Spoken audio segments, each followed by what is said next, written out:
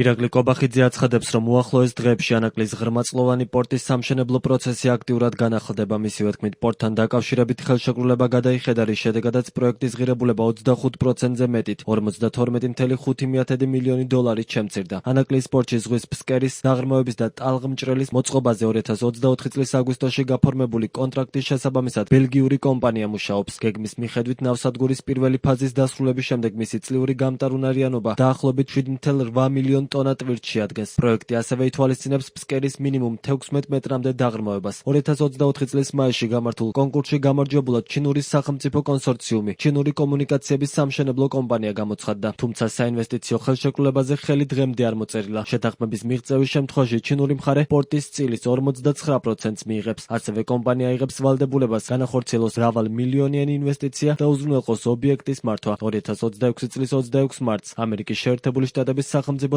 დეპარტამენტის ევროპისა და ევრაზიის საქმეთა ბიუროს წარმომადგენელმა პიტერ ანდროელმა ანაკლის პორტი მოინახულა და ნავსადგურის პროექტის მიმდინარეობას გაეცნო.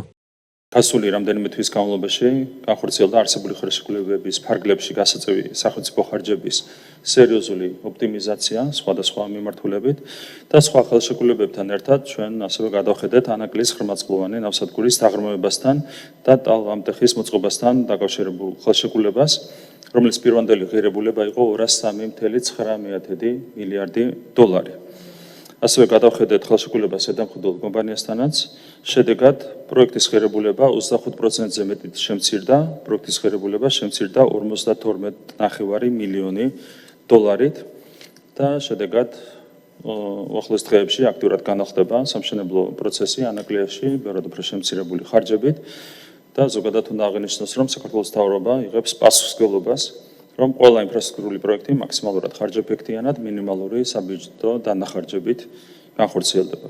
ირაკლი კობახიძის ამ განცხადებას პარტია ლელოძლიერი საქართველოს გენერალური მდივანი ირაკლი კუპრაძე სპეციალური ბრიფინგით გამოეხმაურა. კუპრაძის თქმით, კობახიძე საზოგადოებას გაუგებარ კალკულაციას თავაზობს რეალურად კი. ოპოზიციონერი პოლიტიკოსის შეფასებით, ქართული ოცნება ანაკლის პორტის აშენებას არ აპირებს. რეალურად ივანიშვილის მთავრობა არაფერს აკეთებს ანაკლის პორტის გასავითარებლად.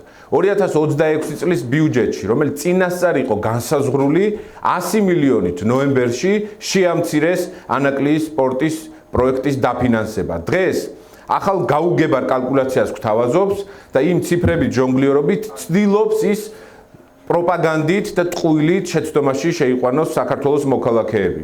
ეს მიუთითებს იმაზე, რომ თავიდანვე ქართულ ოცნებას და ივანიშვილს არასწორი გათვლები ჰქონდა.